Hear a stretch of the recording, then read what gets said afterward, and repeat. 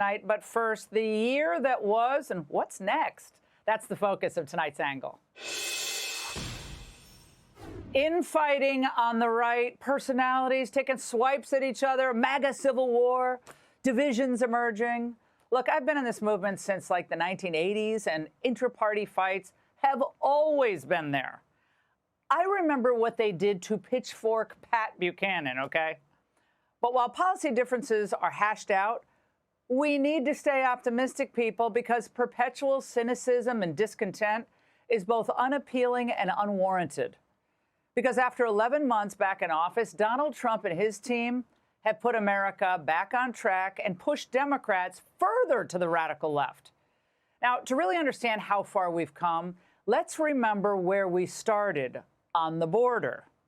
Another migrant caravan is reportedly on its way to our southern border. AP reports nearly 1,000 migrants are recently crossing from Guatemala into Mexico and heading north. 31 states have a population less than the number of people you've let in. Why did you open up the border? Why did you create this catastrophe?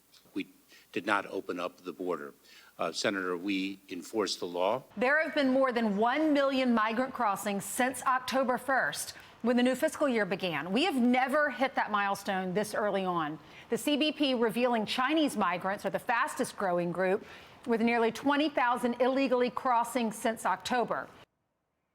So, and how do things look on the border now?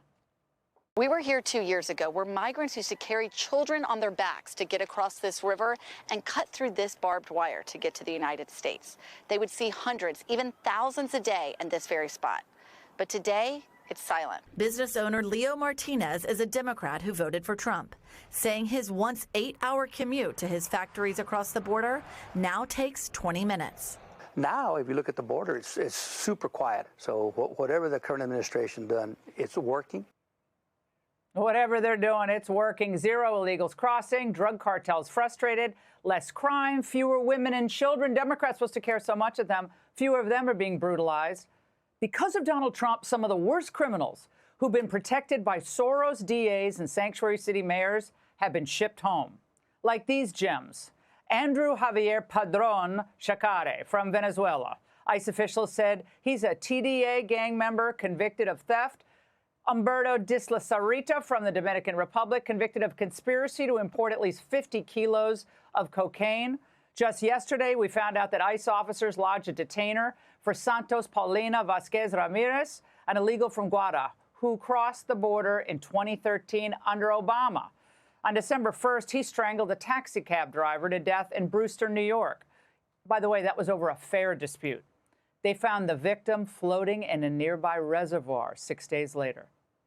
So these are the types of people that Democrats allowed into the country, the types of people that Democrats protected, by the way, while they were here living amongst us, and who the Trump administration is ridding us of. Now, Trump won in large part last year because he was committed to removing all illegal aliens from the country. So the rule now is leave voluntarily, and then you'll be able to reapply the right way, come back in the right way, lead a clean and simple life. It's easy to follow and understand.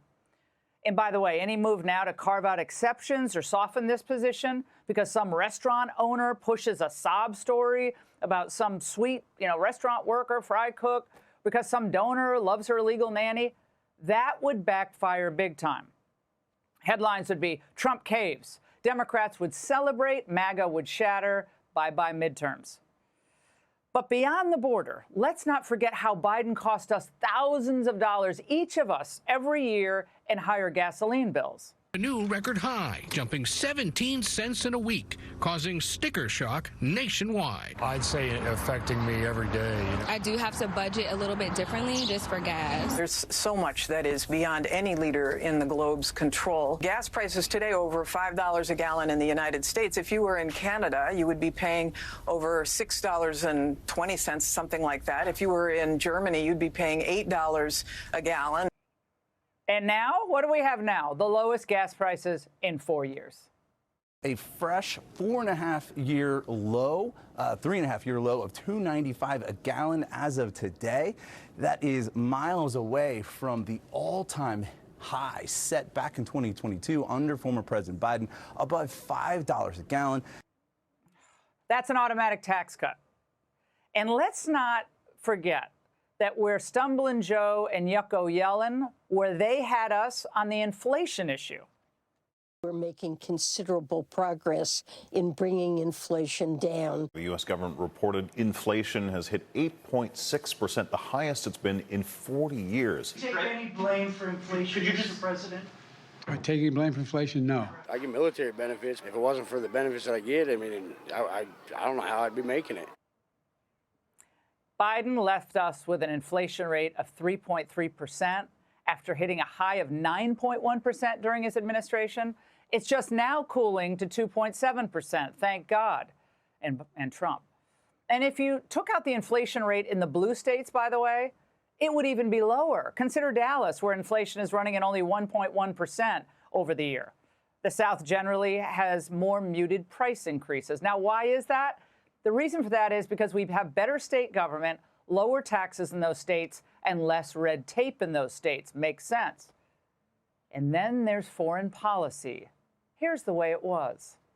There's no crisis line with China. We know that Lloyd Austin, his counterpart, wasn't picking up when the U.S. tried, or when Lloyd Austin tried to call. President Biden says he stands squarely behind his decision to withdraw all U.S. troops despite Afghanistan's descent into chaos as the Taliban seize full control of the country. But under Trump, America is back in the driver's seat. We're going after the narco-terrorists. We're focusing on securing our hemisphere. And we're working to pressure China by cutting our addiction to cheap Chinese imports. Trump's tariffs were hugely important in beginning to reset the global trade balance, too. Trillions of dollars is coming into our country from other countries and companies.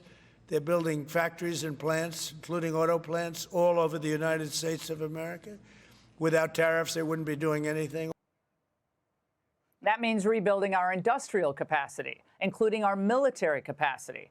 And today, the focus was on shipbuilding. Remember, it is a travesty, but we've fallen far behind other countries, mostly China, thanks to years of stupid industrial outsourcing. Trump is the only president to actually get the fact that this is a national priority. Each one of these will be the largest battleship in the history of our country, the largest battleship in the history of the world ever built. So we're talking about 10, but we're going to start with 2, and we're going to quickly morph into 10. And ultimately, we think it's going to be anywhere from 20 to 25 of these. Shipbuilding is a priority. And from war to peace, Trump wants to be known as the peace president. And he's worked harder to bring adversaries, bitter adversaries, to the table than anyone I can remember in recent memory. When the Gaza war dragged on, J.D. Vance delivered a message to Netanyahu. Wrap it up, he said. And don't think about annexing most of the West Bank, or you'll lose all U.S. support. Because of this pressure, the peace deal that eluded Biden and Blinken eventually got done. Of course, the media, though, they're seeing all this, and they're rooting against peace. They hate giving Trump any credit, so expect headlines like this. Peace deal is unraveling. Keith Richburg in the Washington Post, guess we're not going to put it up. But not all dispute resolution will hold. Gaza will be hard to manage. But my goodness, Trump deserves major kudos for getting enemies to talk, for getting enemies to come to the table and hammer things out. Now, I could go on and on about this year.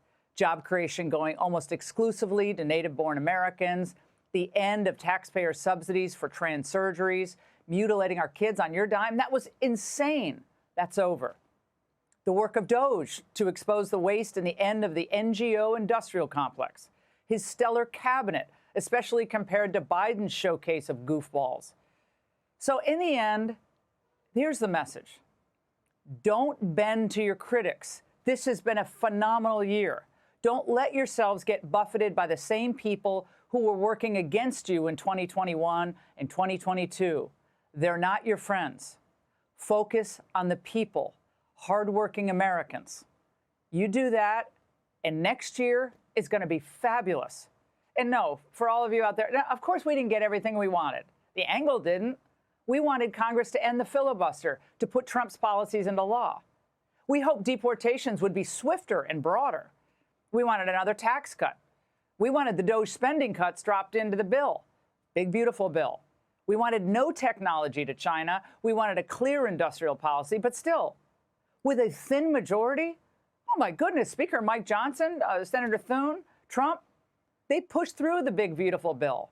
And to this date, no one, and I mean no one, at 1600 Pennsylvania Avenue has been better on the border, better for American workers, and in recent years, no one comes close to Donald Trump. And my message to the White House, keep it going. Stay on the right path. 2026 really is going to be the best that's yet to come. And that's the angle. Hey everyone, I'm Emily Campagno. Catch me and my co-hosts Harris Faulkner and Kaylee McEnany on Outnumbered every weekday at 12 p.m. Eastern, or set your DVR.